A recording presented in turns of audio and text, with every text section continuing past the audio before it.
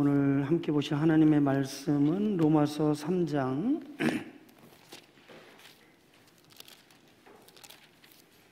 25절, 27절까지만 보겠습니다. 제가 24절, 25절 이렇게 읽게요. 그리스도 예수 안에 있는 성령으로 말미암아 하나님의 은혜로 값없이 의롭다 하심을 얻은 자 되었느니라. 이 예수를 하나님이 그의 피로써 믿음으로 말미암은 화목제물로 세우셨으니 이는 하나님께서 길이 참으시는 중에 전에 지은 죄를 강가하심으로 자기의 의로우심을 나타내려 하심이니.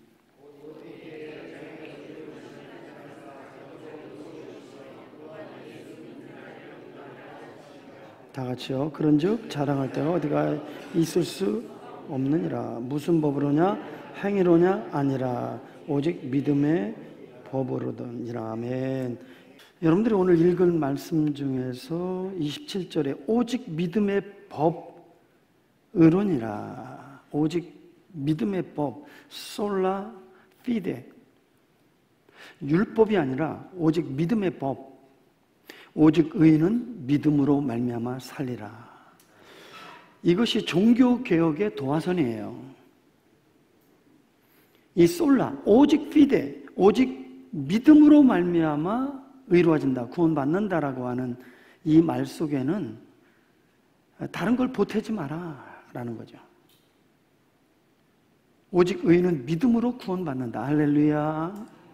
근데 우리 인간은 이렇게 성경대로 그대로 믿으면 되는데 자꾸만 변형시켜요. 변제시켜요. 왜 그런지 알아요? 우리에게 맞게끔 편리하게 납득되고 설득되고 이해되고 부담 없이 주님을 섬기도록 조작해요. 그게 문제인 거예요. 왜 그러냐? 인간의 그 타락된 본성, 우리 안에 이 타락된 그 인간의 전형적인 모습이 뭐냐 하면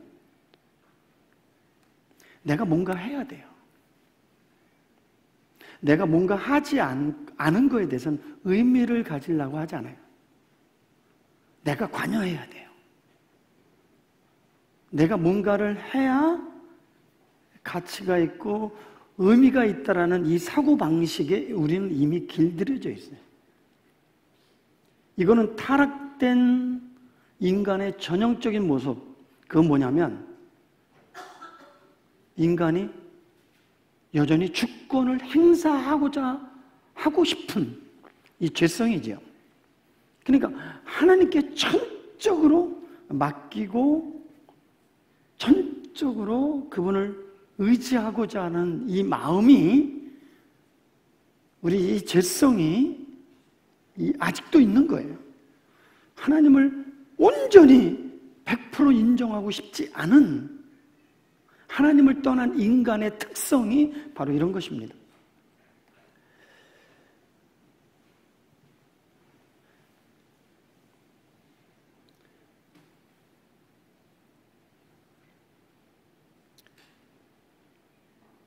오직 우리는 하나님의 은혜로만 삽니다. 솔라 그라티아. 오직 믿음으로 의로워집니다. 솔라 피데. 다른 어떤 것보다 오직 하나님의 은혜로만 삽니다. 그런데 이거를 전적으로 인정하고 깨닫기 위해서는 인간이 어떤 절박한 상황에 직면해야 돼요. 오송의 그 지하철 그 사건 속에 죽음의 현장 살려고 몸부림치는 그 모습이 이렇게 영상에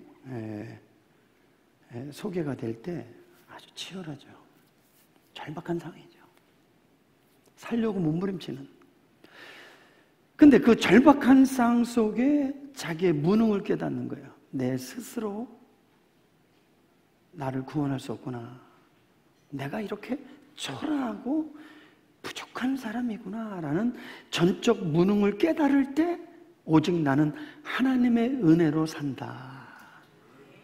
이렇게 나오는 거예요. 루터는 가톨릭 신부죠. 그래서 자기의 의로운 어떤 행위로 의로워질 수 있다라고 생각하고 그는 그 누구보다도 열심히 고행하고 금욕하고 미사드리고 종교적인 행위를 행하며 구제와 선교에 힘을 썼습니다. 근데요, 심지어는 자기의 무릎으로 그 높은 계단을 오고 가며 피가 철철철 흘리며 자기의 고행을 통해서 자기 속에 있는 금욕을 죽이고 육체의 정욕을 죽이고 거룩해지려고 하는 그 마음으로 그렇게 했었지만 평안함이 없는 거예요. 이렇게 해서 정말 내가 의로워지는 걸까? 내가 정말 이렇게 해서 구원받을 걸까? 이 의문이 계속 드는 거예요. 평안하지가 않아요. 루터는 이 가톨릭의 구원관을 갖고 있죠. 선행적 의, 세례, 침례 받으면 의로워진다. 후행적 의, 그건 공로예요. 그래서 가톨릭은 공로주의예요. 그래서 선행과 구제를 많이 해야 돼요. 미사 열심히 드려야 돼요. 고해 성사해야 돼요. 성경이 없는 것들 면제받기 위해서, 죄를 씻기 위해서. 불쌍하죠. 자기는 그렇게 의로워지려고 부단히 노력했지만 확신이 없는 거예요. 이 절박한 상황 속에서 전과 똑같이 성경을 읽고 묵상하다가 로마서 1장 16절 17절이 그날따라 훅 들어온 거예요. 한번 읽어봅시다. 시작.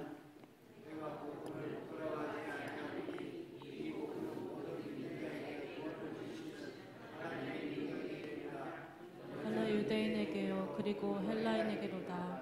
복음에는 하나님의 의가 나타나서 믿음으로 믿음에 이르게 하나니 기록된 바 오직 의인은 믿음으로 말미암아 살리라 함과 같으니라. 여러분 명심하시기 바랍니다.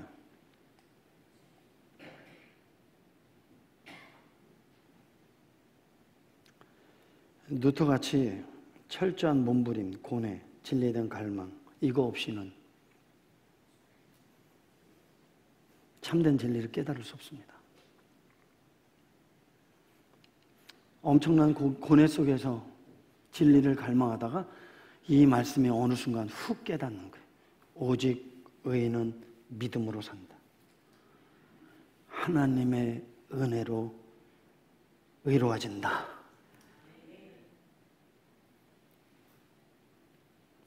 루터처럼 자기 영혼에 대한 이 심각한 고민,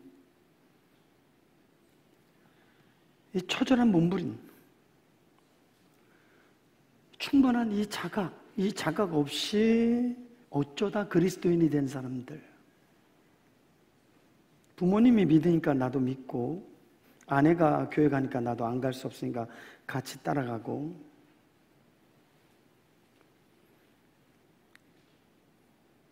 진리에 대한 갈망 없이 깨달음 없이 교회를 다녔던 사람들, 아무 생각 없이 신앙생활하는 거예요. 습관적으로 가볍게 얼렁뚱땅.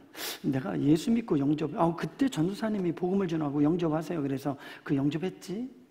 봉사 와서 예수 믿을 사람 일어나 그래서 손 들었지. 그랬으니까 뭐 천당은 가겠지. 대다수 성도들의 모습이 이런 모습이에요. 근데 이것이 전통이 된 거예요. 여러분, 믿음은 진지한 것입니다. 믿음은 신중한 것입니다. 믿음은 모든 것을 거는 것입니다. 누구에게? 예수님께. 그럼 누가 예수님께 나의 모든 것을 걸 수 있겠습니까? 여러분들은 예수님께 모든 것을 걸고 살아가고 있습니까?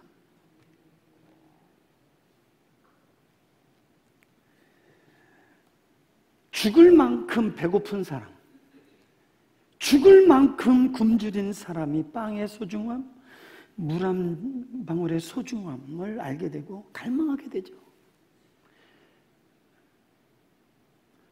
내가 거의 죽어갈 때 나에게 물 한 방울 줬을 때 그 물 한 방울의 가치는 그 감사는, 그 감격은 이루 말할 수 없는 거죠.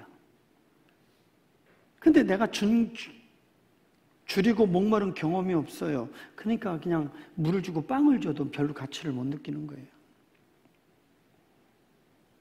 그러나 루터는 자기 영혼의 문제에 대해서 심각하게 고민한 것입니다. 내가 정말 이렇게 해서 의로움 받을까? 난 정말 구원 받았을까? 그 부자 청년의 그 구도자적인 마음으로 정말 이렇게 하면 영생을 얻을까 하고 예수님께 찾아오잖아요. 어떻게 영생을 얻습니까? 라는 거죠.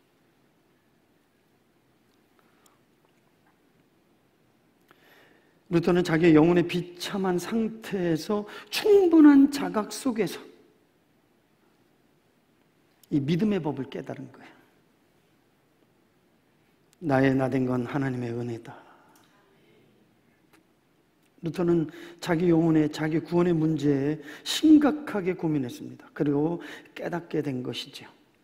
그가 또 한 가지 깨닫는 것은 뭐냐면, 구원이란 윤리 도덕적인 문제, 예수 믿고 좀 착해졌다, 선해졌다, 술, 담배 끊었다, 폭력을 안 했다, 죄를 덜 졌다, 그런 문제가 아니라는 거예요. 구원은.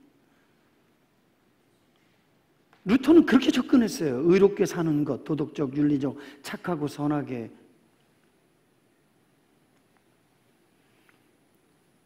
구원이란 도덕, 윤리적인 문제가 아니라 관계의 문제다. 하나님과의 관계가 회복됐냐 이거죠. 하나님의 원수된, 그 하나님과의 죄로 원수된 우리가 예수 그리스도의 화목을 통하여 연합된 것, 하나 된 것, 그리스도 안에 들어온 것, 그게 구원이라는 거죠. 자꾸만 구원을 천당 간다라고만 하는 거예요. 이게 이방 종교 내세관이에요. 어쩌다가 우리 기독교가 진리를 상실하고 변질되고 어그러진 길로 들어서서 기독교의 이 타락과 병폐가 이렇게 만연되어 있을까요? 잘못된 구원관, 잘못된 믿음에 대한 이해.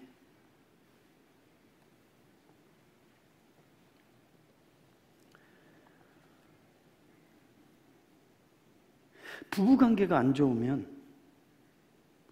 좋은 행동을 할 수가 없죠. 그러나 부부관계가 회복되면 서로 선한 행동을 하게 되죠. 루터는 그걸 알게 된 거예요. 무엇보다도 구원은 윤리 도덕적인 문제가 아니라 처음은 행위로 의로워진다라고 그렇게 생각했어요. 그런데 시간이 지날수록 윤리 도덕의 문제가 아니고 관계의 문제구나. 그러면서 하나님과 나의 심각한 관계의 문제가 있구나. 나는 그냥 종교적인 열심으로 율법을 지킴으로 의로워지고 하나님 기뻐한다고 생각했는데 그게 아니고 그거는 자기식 구원이고,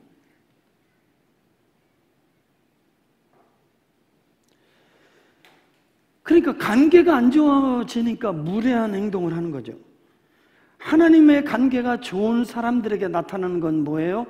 하나님이 기뻐하시고 선하시고 온전한 뜻대로 살고 싶고 계명 지키고 싶고 죄 안 짓고 의롭게 살고 싶고, 아멘?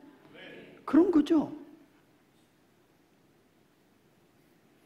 근데 우리는 그 관계에다 두지 않고 내가 구원받았다, 천당 간다 이렇게 됐을 때 이게 어떻게 왜곡되고 변질되는가, 굉장히 위험한 신앙이 되는 거예요.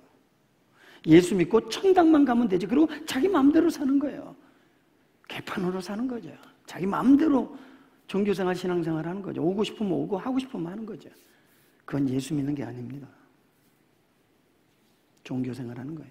종교생활하면 구원 없습니다. 무엇보다도 이 하나님의 관계가 무너지면 하나님 앞에 무례한 행동을 하는 거예요. 하나님의 관계가 좋으면 하나님의 계명을 지킵니다. 거기에 의가 따라오고 거룩이 따라오고 하나님을 영화롭게 하고 싶은 것입니다.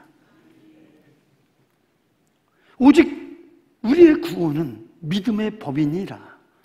율법이 아니에요. 그럼 율법과 믿음의 차이는 뭘까요?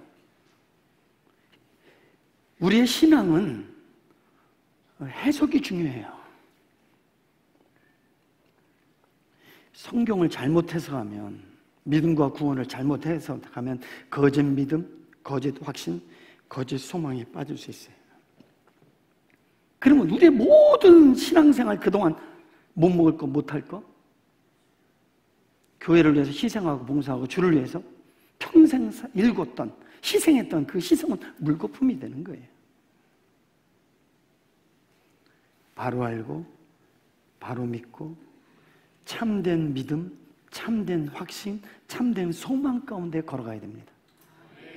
그러니까 우리는 날마다 자기를 점검해야 돼요. 성찰해야 돼요. 내가 정말 하나님의 말씀대로 성경대로 믿고 있는가? 주님이 보실 때 사람이 아니라 그분이 나를 인정할까? 기뻐할까? 좋아할까? 이게 포커스가 돼야 되는 거죠.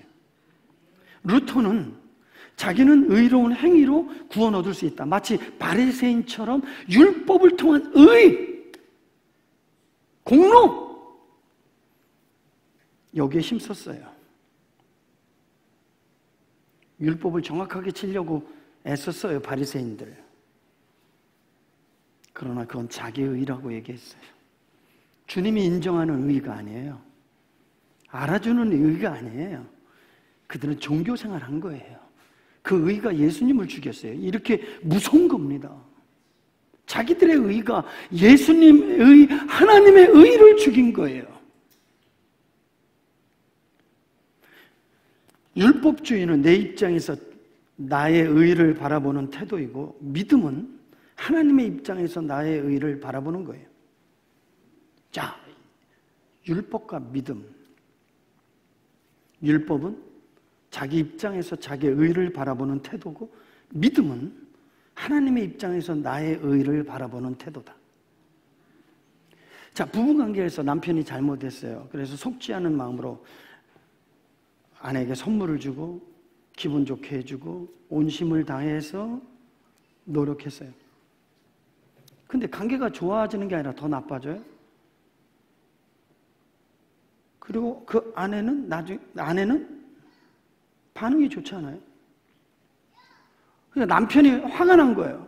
아니, 나는 나름대로 이렇게 애쓰고 힘썼는데 당신은 도대체 뭐야? 내가 당신을 위해서 얼마나 내가 선의를 베풀었는데 당신이 어떻게 나에게 이렇게 반응할 수 있어? 아내가 참다가 이런 말을 한 거예요. 당신이 나에게 해준 일은 내 입장에서 생각한 것이 아니라 당신 입장에서 해준 것이다. 당신의 만족을 위해서 당신 방식으로 나에게 선의를 행한 거지, 나를 진짜 나의 만족을 위해서 선의를 베풀지 않았다. 당신이 만족하기 위한 행동, 내 입장을 고려하지 않는 선의가 아니냐.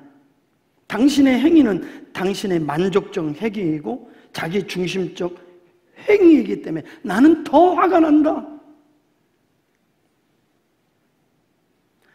당신이 진정 나를 사랑한다면 당신의 만족하는 선의가 아니라 내가 만족할 수 있는 선의를 베풀어주면 좋겠다.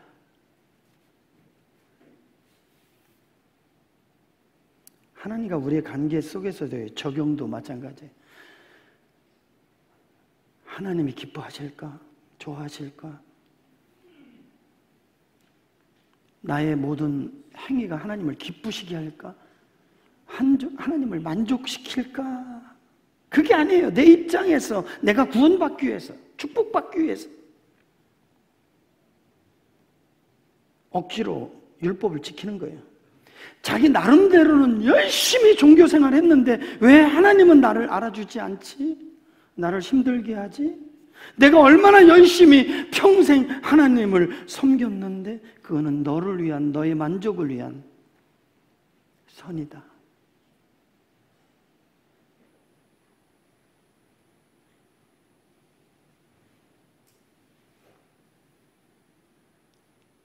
그것은 나와 상관없는 행위다. 우리가 우리의 힘으로 의로워지려고 하는 것, 그것이 율법주의입니다. 하나님의 입장, 하나님의 마음, 하나님의 심리를 고려하지 않고 나의 입장에서 이렇게 생각하는 거죠. 하나님이 좋아하실 거야. 하나님이 기뻐하실 거예요. 천만의 말씀입니다. 내가 이렇게 찬양을 열심히 하니까 내가 너무 좋아. 하나님이 더 좋을 거야. 천만의 말씀이죠. 그건 자기 만족적 찬양이죠. 어떤 아내가 이렇게 무더운 날씨에 일을 하고 있는 남편에게 맹물을 갖다 줬어요. 그것도 한두 번이 아니라 계속 우리 남편 더울 거야. 이 물을 먹으면 시원할 거야. 물을 계속 갖다 줬어요. 그랬더니 남편이 이 컵을 막 깨부시고 싶대요. 왜? 나는 지금 배고프거든요. 맹물만 먹으라는 거예요. 자기 입장이죠. 자기 만족적인 거죠. 자기 도취적인 거죠. 신앙생활은 자기 도취적 신앙생활에 빠지면 안 되는 것입니다. 그걸 종교생활이라고 하는 거죠. 신앙생활은 주님의 기쁨이 되는 것이고, 주님을 만족시키는 것이고, 주님을 영화롭게 하는 것입니다. 그러기 위해서는 우리는 하나님의 입장, 하나님의 마음, 하나님의 뜻, 여기에 포커스를 맞춰야 돼요. 나의 기분과 감정이 아니라, 나의 지금 형편이 아니라 하나님의 선하시고 기뻐하고 온전한 뜻이 무엇인가?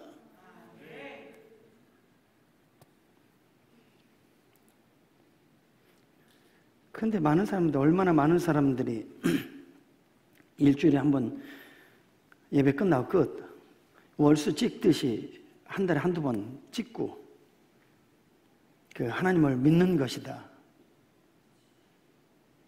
하나님을 믿는다는 게 뭐예요? 하나님께 모든 걸 거는 거예요. 믿는 게 아니에요. 예수님은 우리의 전부입니다. 하나님께서 너희가 나를 어떻게 사랑하느냐, 이 사랑하는 것에 대해서 보여주는 것이 율법인데, 요한복음 15장 10절을 한번 읽어봅시다. 다 같이 크게 읽겠습니다. 시작. 내가 아버지의 계명을 지켜 그의 사랑 안에 거하는 것 같이 너희도 내 계명을 지키면 내 사랑 안에 거하리라. 요한복음 14장 21절 시작. 나의 계명을 지키는 자라야 나를 사랑하는 자니 나를 사랑하는 자는 내 아버지께 사랑을 받을 것이요 나도 그를 사랑하여 그에게 나를 나타내리라. 아멘. 이게 정상이에요. 이게 정상. 우리가 종교생활, 율법생활, 주님의 말씀을 지키고자 하는 것은 하나님을 사랑하기 때문에. 그런데 문제는 율법을 하나님의 입장에서 사랑해서 하나님을 위해서 지키는 게 아니라 자기의 의를 위해서 지키는 것을 율법주의라고 하는 것. 그건 비정상적인 것이죠. 나의 구원의 방편, 하나님의 진노를 받지 않으려고 하는 수단. 율법을 주신 것은 우리가 하나님의 입장에서 볼 수 있도록 우리를 깨닫게 하시는 건데, 마치 이런 것이지요. 제가 막 엉망진창으로 내과에서 놀다가 들어왔는데 너 거울 좀 봐 이래요. 우리 엄마, 너 거울 좀 봐라. 근데 거울 보니까 엉망진창이에요. 나는 그래도 깨끗하게 씻고 왔다고 생각하지만 엉망진창인 거예요. 하나님의 말씀은 거울과 같은 것입니다. 말씀을 통해서 네가 얼마나 심각한 상태인지, 율법이 없으면 깨달을 수가 없어요. 자기는 깨끗하고 의롭다고 생각하는 것이죠. 그러나 율법 앞에 섰을 때 우리가 얼마나 비참하고 큰 죄인이며 얼마나 무능하고 망하게 된 자신을 보게 되는 것이죠. 그러면서 그거를 통해서 내가 의롭게 되는 것은, 죄에서 자유케 되는 것은 솔라 그라티아, 하나님의 은혜다. 하나님의 은혜 없이는 나는 소망이 없는 존재다. 나의 의의는 이것뿐 예수의 피밖에 없습니다. 나 같은 죄인 살리신 그 은혜, 잃었던 내가 광명을 찾게 된 것, 구원받게 된 것은 하나님의 은혜다. 근데 여전히 내가 율법 지켰다라는 건 뿌듯함, 주일 성수 11조 했다는 뿌듯함, 율법에 붙들려 있는 거죠. 율법을 지킴으로 내가 조금 더 신앙이 좋아 보이고 믿음이 좋아 보이고 의로워진다. 하나님은 답답한 것이죠. 참된 회심자에게 나타나는 첫 번째 증상은 뭐냐면, 거듭난 사람의 첫 번째 증상은 하나님의 관점에서, 하나님의 입장에서 세상과 인생과 모든 것을 보게 됩니다. 아멘? 하나님의 관점에서 보면 해석이 달라져요. 인생이 해석이 달라져요. 세상의 해석이 달라져요.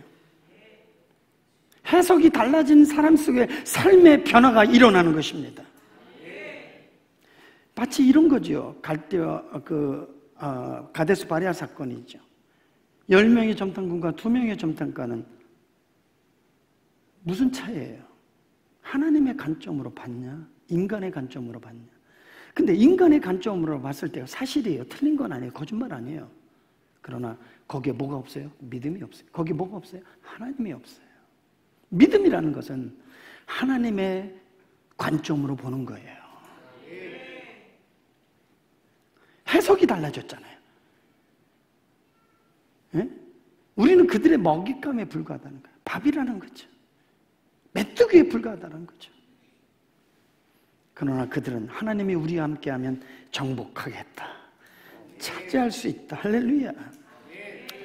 그래서 어떤 성도가 저 사람이 어떤 사건을 보고 말하고 행동하는 거 보면, 아, 저 사람은 참된 회심자가 아니구나, 아직 거짓 회심자, 믿음이 없는 사람이구나, 하나님의 안목을 갖지 않고 인간의 안목을 가지고 해석하고 행동하는구나, 단번에 분별이 되는 것입니다.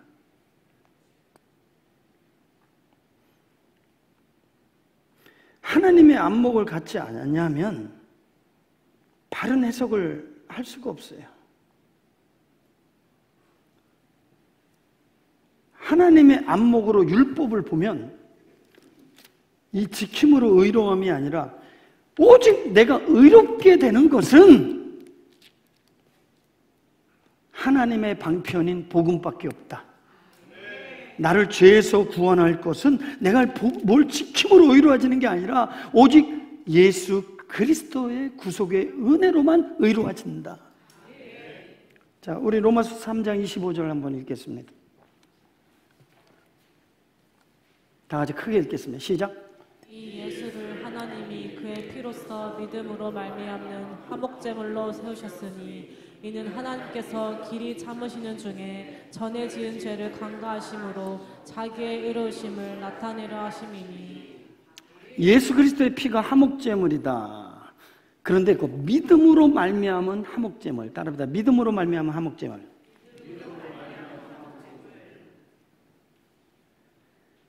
구약에 하나님과 화목하기 위해서 제사가 필요해요. 그러면 제사하기 위해서 제물이 필요해요. 그걸 속죄양이라 그래요. 그 속죄양의 의미는 우리가 우리의 죄를 속죄한다는 의미가 있지만 가장 근본적인 제사의 의미는 하나님과 화목입니다. 아멘? 그래서 화목의 제사라고 하는 거예요. 제물이라는 거예요. 그러니까 여러분, 하나님과 원수됐는데 거기에 무슨 구원이 임하고 축복이 임하겠습니까? 우린 착각하는 거예요. 뭐만 얻으면 된다? 자꾸만 사람들은 제사만 얻으면 된다? 은혜만 받으면 된다? 축복. 그거는 하나님과 화목하게 되었을 때, 올바른 관계가 이루어졌을 때 이건 저절로 이루어지는 거예요. 그래서 화목의 제물이라고 하는 거예요. 근데 구약의 화목의 제물, 암소, 암양, 그거는요 흠이 없어야 돼요. 흠과 정이 없어야 돼요. 흠과 정이 있으면 그 양은 자기 죄 때문에 죽어야 되는 거예요. 속죄 양은 흥과 정이 없어야 돼요. 그런데 이 양은, 이 짐승은 불완전해요. 온전한 속죄, 온전한 제사가 되지 못해요. 온전한 화목이 되지 못해요.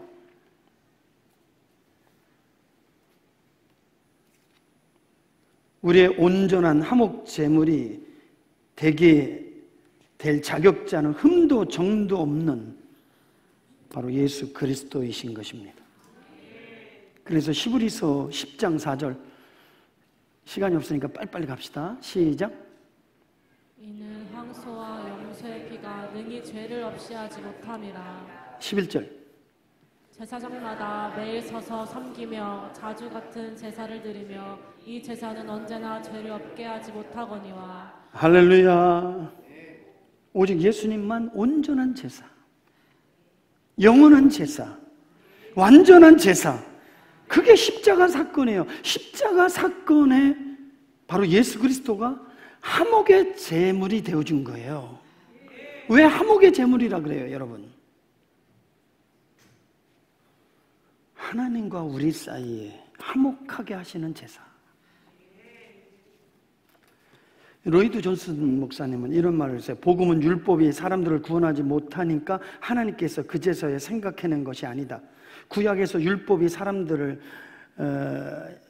구원하는 일에 실패하니까 나중에 그제서야 복음이 들어온 것으로 그렇게 이해 해석하고 해석하는 것은 그릇된 것이다. 율법이 주어졌기 때문에, 무너졌기 때문에 율법을 염두에 둔 것이 아니라 율법은 끊임없이 복음의 필요성을 계속 가르쳐주고 율법은 끊임없이 예수 그리스도를 향하게 하고 있다.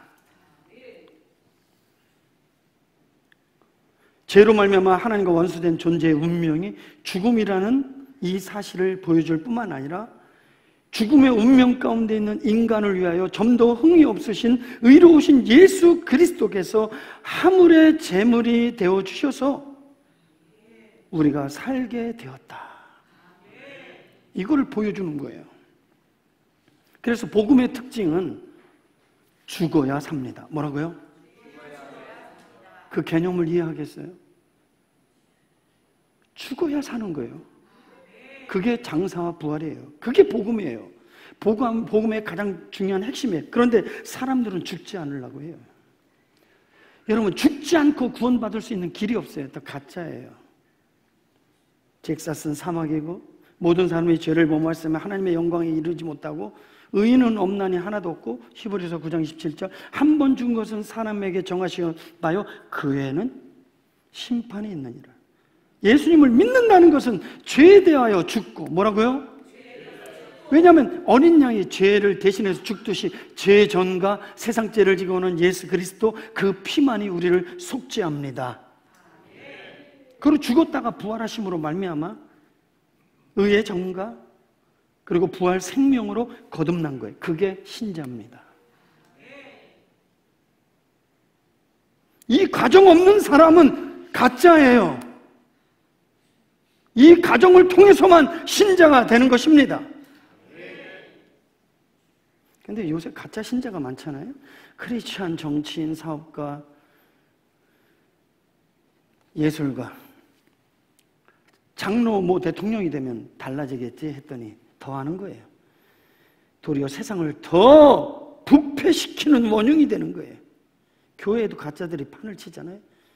그래서 교회를 더 부패하게 만드는 원흉이 되지 않습니까? 설교자는 하나님을 대신해서 하나님의 말씀을 전하는 자로 죽이는 자가 아니고 살리는 자입니다. 근데 무엇이 살리지요? 여러분들 위로한다고? 암을 덮어놓고 괜찮아요. 그게 살리는 거예요? 아닙니다. 하나님의 말씀이 살립니다. 근데 하나님의 말씀은 좌우에 날선 검이래요. 메스래요, 메스. 복음의 메스로 여러분들의 심령을 난도질, 수술 힘들죠. 어렵죠. 이런 설교가 힘든 거예요. 그러나 복음은 능력이 있고 베드로의 설교 들고 사도행전 2장 30절 마음에 찔려 그게 제사장의 칼이에요. 인간이 죄가 드러날 때에 어린 양을 각을 잡아서 난도질해서 피를 흘려 죽여야 돼요. 복음의 메스로. 암은 우리의 육체를 죽이지만 우리의 죄는 영혼을 파괴하는 거예요. 그래서 내 죄를 찾아내게 만들고, 그리고 그 십자가 앞에 나가서 내 짐을 풀었네. 그러죠? 그 찬양 있잖아요. 주님을 찬송하면서 할렐루야, 할렐루야, 내 앞길 멀고.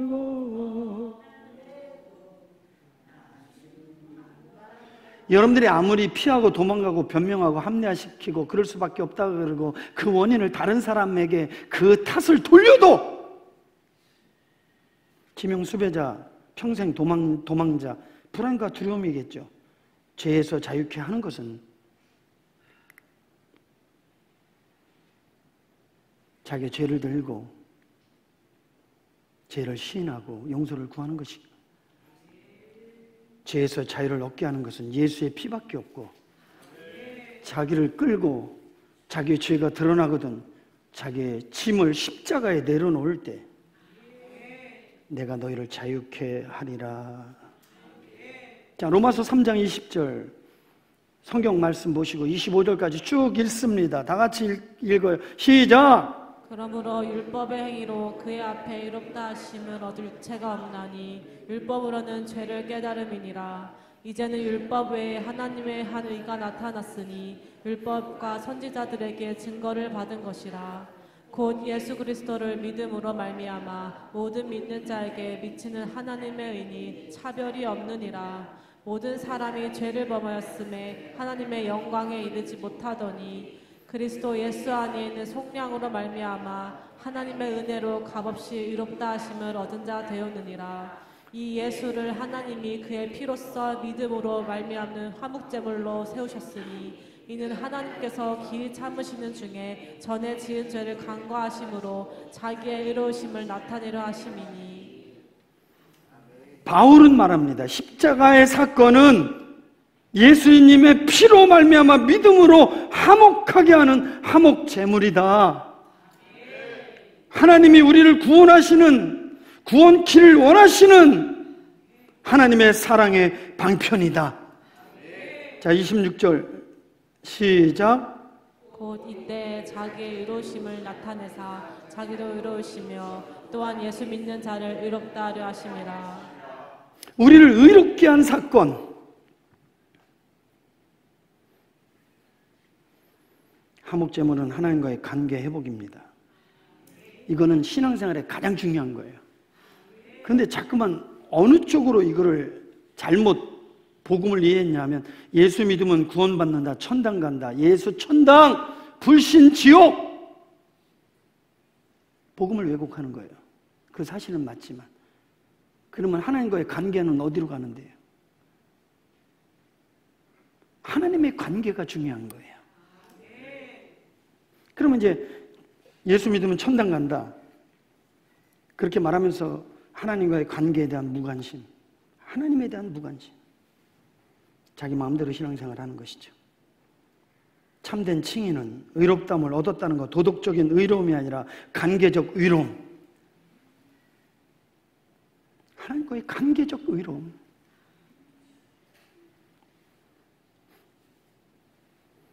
그러니까 이 복음이 있잖아요. 오늘날 메시지가 성도들이 부담스러운 거 다 빼버리는 거예요.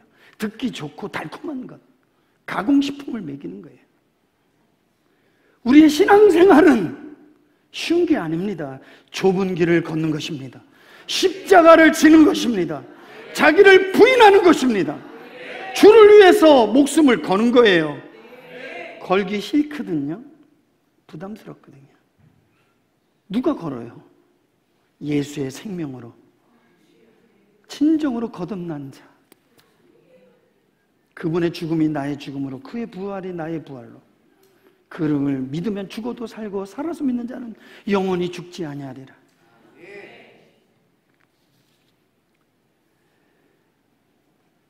그러니까 삭개오의 변화가, 여러분 보세요. 우리가 성경을 바라볼 때 단순히 죄를 깨달았다, 회개했다, 그리고 회개에 합당한 열매를 드렸다는 게 중요한 게 아니라 너도 아브라함의 자손이다, 예수님을 통하여 관계가 회복된 거예요.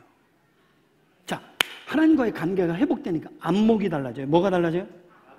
해석이 달라지는 거예요. 그 다음에 인생을 바라보는 해석, 물질을 바라보는 해석이 달라져요. 그러니까 안목과 해석이 달라지니까 삶의 변화가 일어나는 거예요. 토속한 일이 있으면 사변화 갖겠습니다. 제 재산의 절반을 가난한 자에게. 여러분, 돈 때문에 매국노 노력했던 이가 어떻게 이렇게 참된 회심이 뭔지를 보여주는 거예요. 진정한 변화가 뭐냐? 이웃을 향한 화목짐을, 화목의 제사, 나의 시간, 내 재산, 나의 모든 것 화목의 제물로 드리고 샬롬 잔치를 이루는 거예요. 화목의 제사, 샬롬 잔치. 시작. 여러분들이 정말 예수의 피로 주님과 화목하게 되어 구원받은 하나님의 자녀가 됐다, 하나님과 화목하게 됐다, 그것이 저절로 나타나는 것이 이웃과의 화목으로 나타나는 거예요.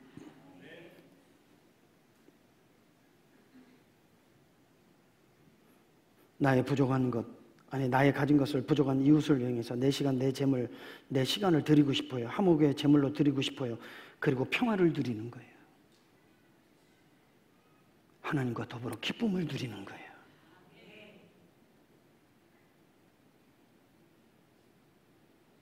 근데 이웃에게 상처를 줘요? 이웃과의 원수를 만들어요? 그건 하나님과 화목된 사람이 아니고 아직 정말 거듭났나 의심해야 될 사람이지. 이건 자연적으로 본능적으로 나타나는 복음의 능력입니다. 예수 그리스도의 화목의 제사에 참여한 사람들. 믿음이란 뭡니까? 잘못된 믿음. 하나님의 구원의 줄을 내려준 걸 내가 잡았다, 그거를 믿음이라고 생각해요. 천만의 말씀이에요. 이게 잘못된 믿음이에요. 또 믿음은 내가 지적으로 깨달았다, 의지적으로 결단했다, 종교적으로 열심이다, 이거를 믿음으로 생각하는 거예요. 천만의 말씀입니다. 믿음의 정의부터 해석부터 잘못된 거예요. 그러니까 모든 게 다 잘못되어지는 거예요. 그러다 보니까 자기 공로주의로 가는 거예요. 그리고 자기의 모든 사역은 자기 우상화예요. 나 없으면 되나 봐라. 자기 아니면 안 되는 거예요. 어떤 사람은 그러니까 누구 없으면 우리 교회는 안 되라는 거예요. 그리고 교회를 내가 내 주장으로 움직이려고 하는 거예요. 누구를 빼고 하나님을 빼고 하나님을 소외시키고. 그건 인간 단체가 되고 개인 단체가 되고 개인 단체와 특정 다수가 교회를 움직이는 거죠. 그건 교회가 아닌 것입니다.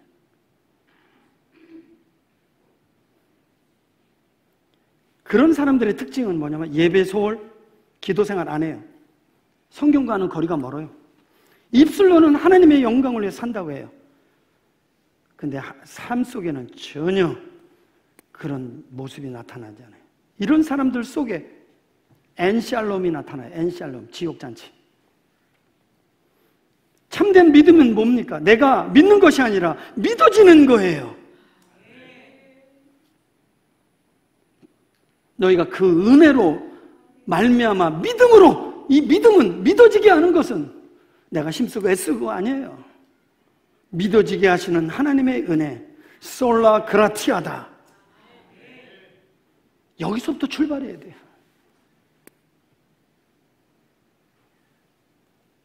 나의 삶을 바뀌는 것은 내가 노력이 아니라 예수님을 통한 관계에선 관계 회복, 안목의 변화, 인생의 해석.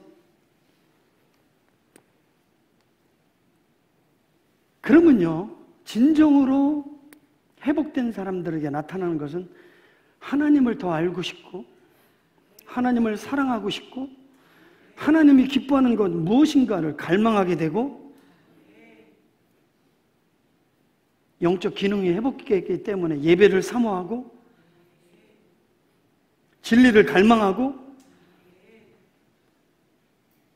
그리고 아버지의 마음과 아버지의 눈과 아버지의 심정이 생기기 때문에 이웃에 대한 영혼 구령의 마음이 생기고 먹든지 마시든지 하나님의 영광을 위해서 살고 나의 모든 삶의 동기와 목적이 공부의 목적이 사업의 목적이 돈의 목적이 하나님을 기쁘시게 하는 도구로 쓰임받기를 갈망합니다.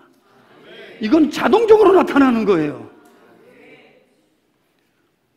이런 우리의 삶에 하나님을 갈망하고 진리를 갈망하고 하나님을 예배하고 싶고 하나님이 기뻐하는 선하신 뜻을 찾아내서 하나님을 영화롭게 하고 이웃의 영혼 구원을 이루고 하나님의 마음을 갖고 이런 갈망으로 주님을 사모하지 않는다면, 변화가 없다면, 안 나타난다면, 그러면서 이래요. 나는 구원은 받았겠지. 그 근거가 뭐예요?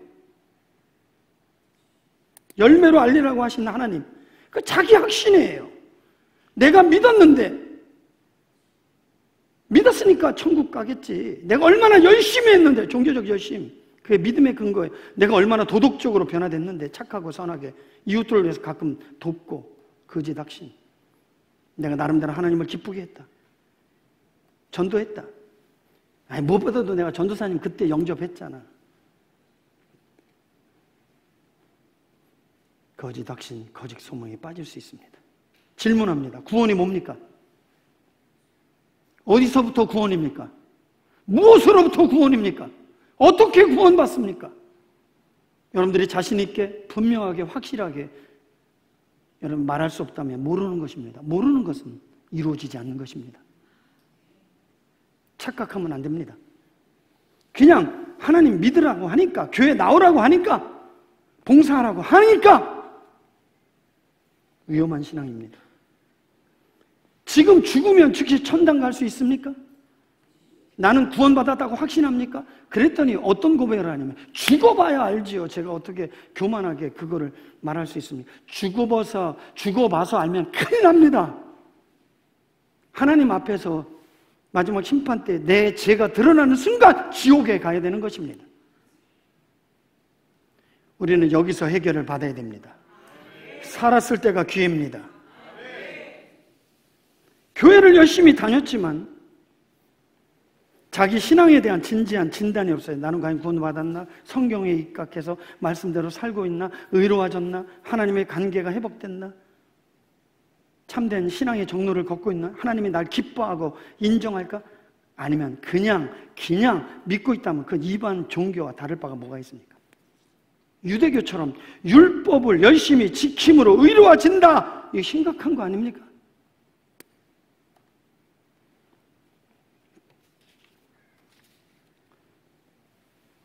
로마서 3장 24절 한번 읽겠습니다. 참된 믿음의 이해. 다 같이 크게 읽겠습니다. 시작.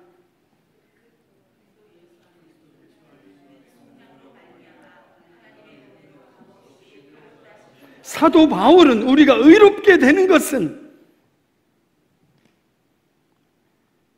예수 그리스도를 통한 속량, 믿음으로 말미암아 의롭게 되느니라. 종교적인 열심이 아니에요. 선행이 아니에요. 오직 하나님의 은혜로 주어진 믿음으로 말미암아 구원을 얻는 것이니라. 내가 얻는 게 아니에요. 로저스가 이런 말을 했어요. 우리가 구원하는 것이 자기의 믿음이라고 말하지 말아야 한다. 왜냐하면 우리의 구원으로 말미암아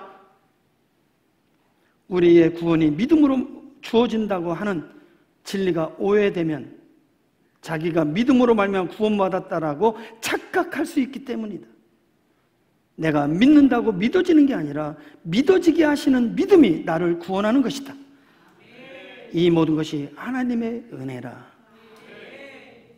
자, 에베소서 2장 8절 다 같이 크게 시작. 너희는 그 은혜에 의하여 믿음으로 말미암아 구원을 받았으니 이것은 너희에게서 난 것이 아니요 하나님의 선물이라. 아멘. 우리를 구원하신 주체는 하나님이신 줄 믿습니다. 인간의 어떤 지성, 의지, 감정, 어떤 노력이 아니라 오직 하나님의 은혜입니다. 성부 하나님은 구원을 계획하셨고, 성자 예수님은 우리의 구원을 십자가에 성취하셨고, 성령 하나님은 우리 속에 은혜를 부어주셔서 우리 안에 구원을 완성하시는 하나님이십니다. 그래서 로마서 3장 27절 그런즉 자랑할 때가 어디가 있을 수 있겠느냐.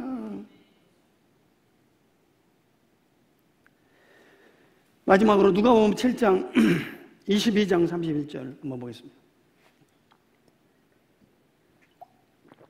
시작. 시몬아 시몬아 보라 사탄이 너희를 밀가부르듯 하려고 요구하였으나 그러나 내가 너를 위하여 내 믿음이 떨어지지 않기를 기도하였노니 너는 돌이킨 후에 내 형제를 굳게 하라. 베드로를 키질 알아요? 키질한 사건. 우리의 믿음은 풀무풀 앞에 딱 섰을 때, 사자굴 앞에 딱 섰을 때, 고난에 직면했을 때 그 믿음이 드러나는 거예요. 평상시는 다 믿음이 있는 것 같고 알 것 같아요. 그러나 고난 앞에 섰을 때 하나님에 속한 자인지 마귀에게 속한 자인지 알곡인지 가짜인지 진짜인지 실체가 드러나는 것입니다. 하나님은 가짜와 진짜를 구별하기 위해서 하나님이 키질을 하시는 것입니다. 키질을 허락하는 것입니다. 지금 전 세계는 하나님의 키질을 당하고 있습니다.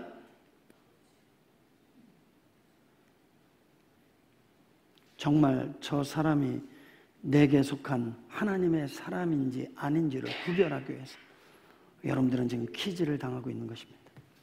사랑하는 성도, 주님 오실 날이 멀지 않았습니다. 주님이 당장 오실 수도 있습니다.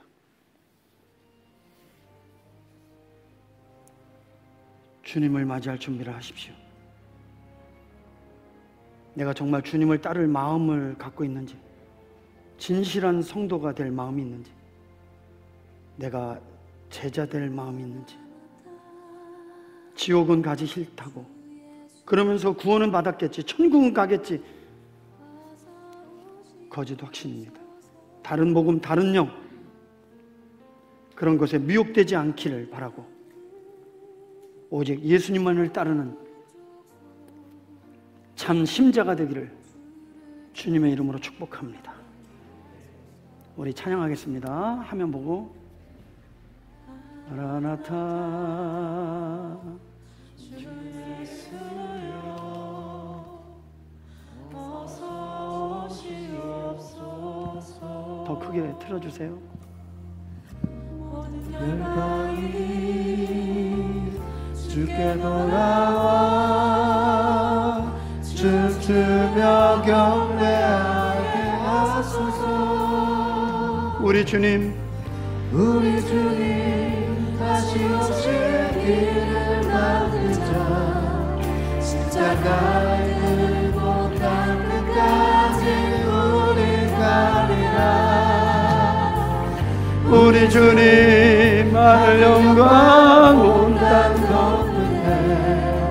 우리 땅 끝에서 주를 맞으. 우리 간절하게 마라나타 마라나타 주님 마라나타. 아멘. 주 예수여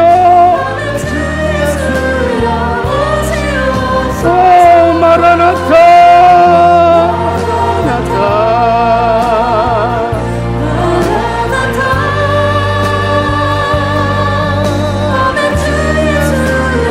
우리 시간 기도하겠습니다. 우리 성도들 하나님 오늘 이 말씀을 충격을 받게 하시고 돌이키고 회개하고 거룩한 신부로 세워지기를 원합니다. 하나님이 우리와 함께 하심을 믿습니다. 하나님이 도와주옵소서. 우리 한번 주여 삼자고 기도합니다. 주여 주여 주여.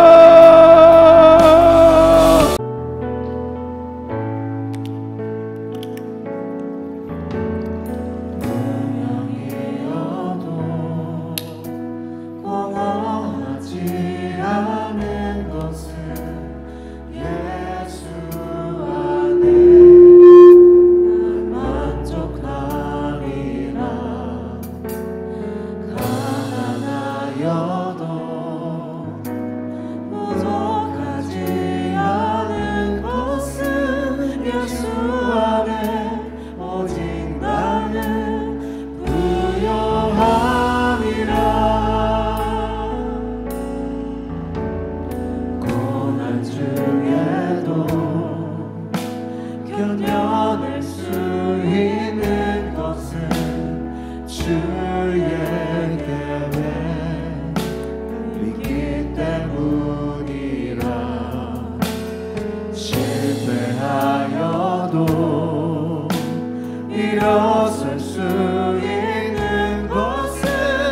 예수 안에 오직 나는 승리 오직 예수로 충만하기를 원합니다.